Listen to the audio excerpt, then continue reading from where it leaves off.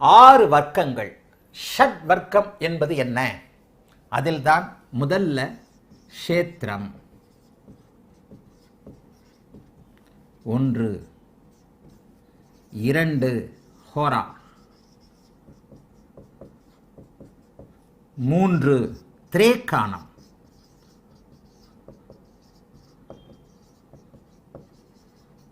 நவாம்சம். இதில் தான் இந்த 4வதாக இந்த நவாம்சம் வருகிறது.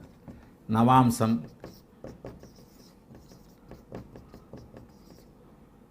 துவாதச தசாம்சம், 6வதாக திரிசாம்சம்னு சொல்லுவோம். திரிசாம்சம்.